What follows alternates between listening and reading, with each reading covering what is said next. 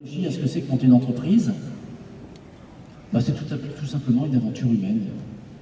C'est tout simplement un désir d'être libre, un désir d'être indépendant, un désir de maîtriser son destin. Voilà, moi je l'ai vu comme ça. Quand je demande à ma maman, parce qu'elle se souvient de mon enfance, qu'est-ce que je voulais faire, je n'étais pas spécialement un leader quand j'étais jeune, mais j'ai toujours dit à ma mère, je vais monter mes trucs, je vais faire mes affaires moi-même, etc. Et c'est ce qu'elle me raconte. Alors après, c'est vrai que culturellement, j'ai été très aidé parce que j'ai beaucoup d'entrepreneurs dans la famille, Pierre Bellon qui a monté Sodexo, etc. Et donc c'est vrai que l'aspect culturel est fondamental quand vous êtes baigné au milieu dans votre famille de gens qui montent des entreprises. Vous avez cette chance-là, et moi en fait j'ai eu beaucoup de chance. Donc j'ai eu à la fois le côté je voulais le faire et en plus j'étais accompagné culturellement. Donc l'histoire d'une entreprise, c'est d'abord une histoire d'hommes et de femmes. C'est une histoire de rencontre. Qu'on ait envie de la faire seul ou pas, il va toujours y avoir des rencontres. La première fois que j'ai monté ma première entreprise à 22 ans, avec mon meilleur ami, il s'appelait Frédéric Strauss. J'étais ami avec lui depuis 15 ans, c'était vraiment mon meilleur ami, on avait tout fait ensemble. Ça a duré 3 mois et je ne l'ai plus jamais revu. On s'est recroisés après, mais ça a duré 3 mois. Je peux vous dire, c'est une vraie épreuve, c'était une vraie souffrance et une vraie leçon de vie. J'ai donc repris mon deuxième meilleur ami, Julien Sorbach. C'est l'aventure, hein. On pourrait faire l'affaire avec des gens qu'on aime. Et on est associés depuis 31 ans. Et voilà, ça c'est la première chose que je voulais partager vraiment fort avec vous. C'est-à-dire c'est une aventure de long terme, compliquée. Il faut gérer les égos, il faut gérer les humeurs de chacun au long de tant d'années. Mais c'est passionnant, c'est ça la construction d'une vie.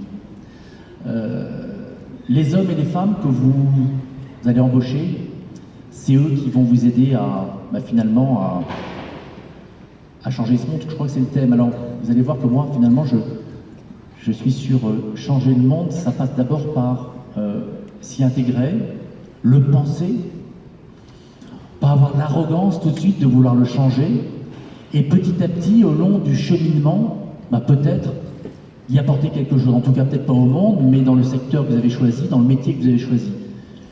Je vais vous faire un petit exemple. Mon métier, c'est tout simple, c'est le déstockage. Dans les années 60, l'homme qui a inventé le déstockage, M. Wacky, qui a fondé Tati, il prenait son camion, il avait une mallette de cash, et il allait acheter les stocks et il payait aux gardiens des entrepôts. Dans les années 70, les stocks étaient vendus par les directeurs commerciaux qui les vendaient dans les magasins pour faire que les meilleurs clients aient des meilleurs prix pendant les soldes. Dans les années 80, c'est le directeur export qui vendait les stocks. On voulait voir les stocks loin, on voulait se dire « Oh là là, les stocks vont gêner la distribution, ça va partir loin ». Dans les années 90, c'est la financiarisation de l'économie. C'est les directeurs financiers qui vendent les stocks. Le stock devient la valeur qu'on ajuste pour la dernière ligne du bilan.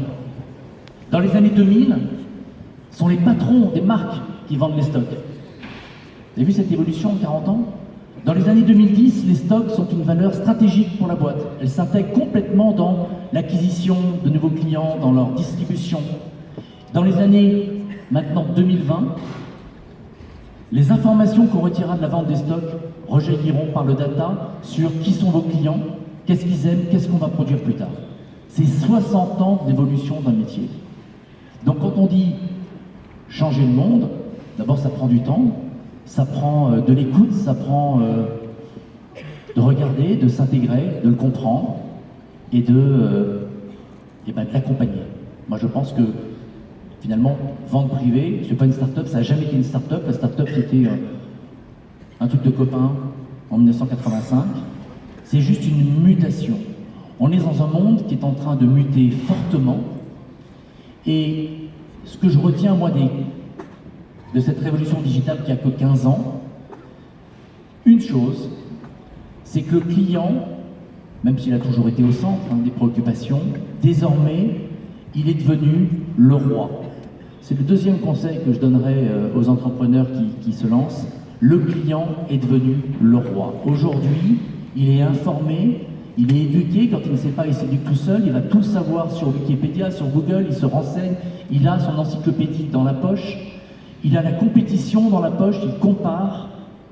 Il se plaint quand il n'est pas content. C'est ça ce qu'il faut savoir. Aujourd'hui, il est submergé d'offres et il a le magasin dans sa poche. Il est devenu le roi, c'est ce qu'il faut savoir. Nous sommes dans un monde extrêmement compétitif.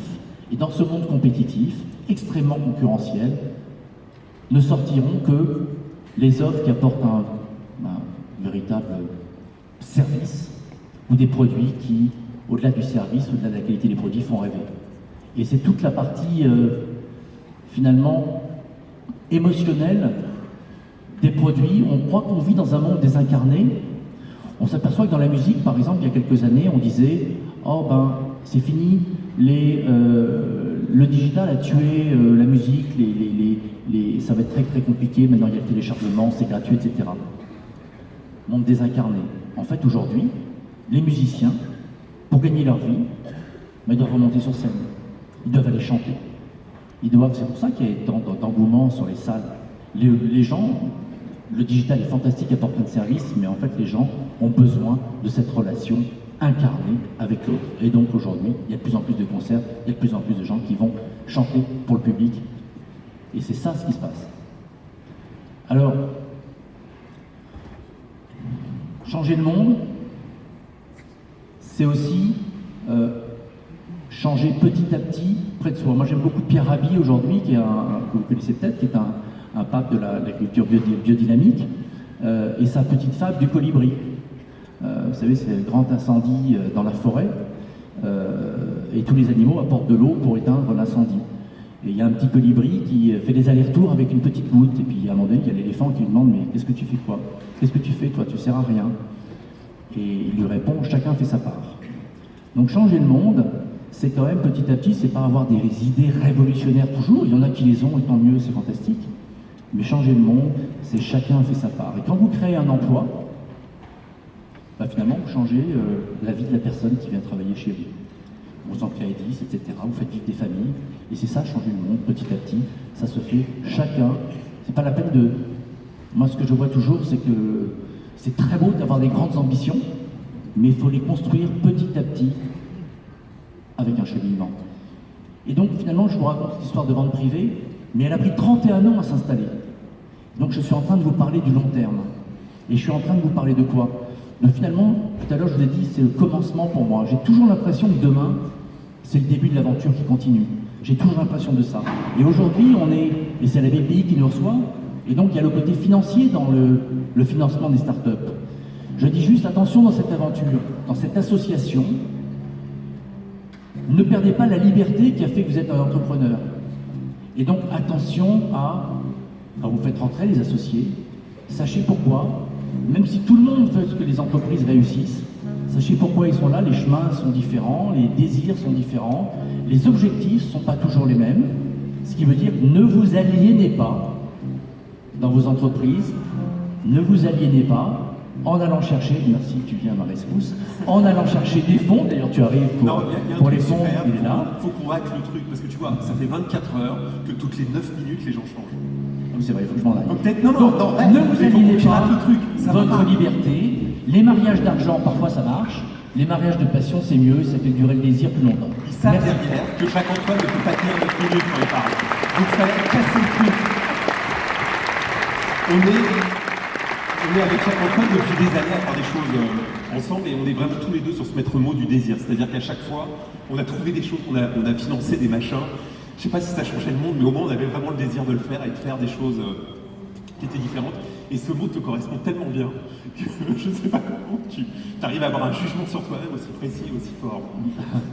C'est gentil, mais maintenant c'est le plaisir, c'est le mot que tu as pris là. Alors je vais te Non, on a toujours arriver. des blagues avec... Ouais. Non, Jacques-Antoine, il croit à quelque chose qui sont par exemple les ondes.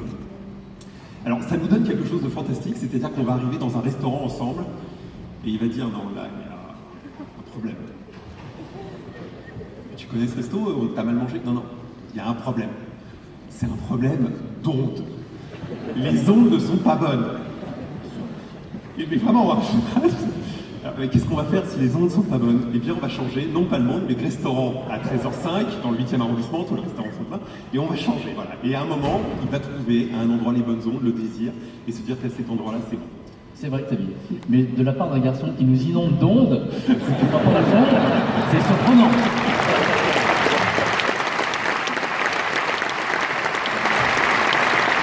on a juste un sujet, c'est qu'on travaille où on perçoit des ondes extrêmement différentes. Voilà, c'est ça, mais c'est toujours important. Je crois qu'on perçoit exactement les mêmes, mais je suis plus conscient. Mais il a un sujet qui est important où il dit, en fait, c'est que je perçois ces ondes mais que je refuse de les voir et de les percevoir. C'est ça, hein? Totalement. Voilà, bon. Donc excusez-nous de vous avoir fait rentrer dans votre petite cuisine interne de votre amitié. Non, mais totalement, parce que je pense que c'est public, que parfois tu vas toi-même passer un certain temps dans les catacombes. Et je pense que justement, c'est pour isolé couper les ondes. de toutes ces ondes que Ok. tu perçois et que tu ne veux plus avoir et te mettre dans un endroit totalement neutre, et ça te fait un bien fou. Et on est aussi dépendant des ondes des autres, parce qu'un jour on voulait acheter une magnifique œuvre d'art ensemble, parce qu'on achète des œuvres d'art ensemble, on ne sait pas pourquoi d'ailleurs, mais de temps en temps on trouve un truc, ça nous plaît. Et alors il y avait quelqu'un qui était proche de Jacques-Antoine qui nous a dit non, cette œuvre d'art, faut pas l'acheter, elle dégage des mauvaises ondes. Ah Donc bah, on est même tributaire des ondes des autres. C'est normal, c'était un charnier. Ouais, moi ça nous plaisait tous les deux. Ah non, ça ne me plaisait pas, c'était un truc Mais tu m'as dit ça me plaît. attirant, mais c'était un charnier incroyable d'un artiste très connu, mais c'était impossible de vivre avec ça, puisque c'était des serres qui étaient en train Et ça a été racheté. putréfaction. Et alors, cette œuvre d'art a été achetée par un des plus grands collectionneurs français, Ouais. qui l'a exposée dans une énorme manifestation. Donc, ça a dû prendre une valeur folle, mais nous avons donc. Oui, mais ça aurait été extrêmement dur de vivre avec. De vivre avec, c'est très important. Il n'y a pas eu de. Mais on a acheté des choses, Oui. dont d'ailleurs une vierge à l'enfant. Et cette vierge à l'enfant, que tu as dans ton bureau, je t'ai toujours demandé si c'était toi la vierge ou moi l'enfant. Et comme je suis l'enfant, je vais aller rejoindre ma place et je te laisse maintenant tout seul sur ça. Merci.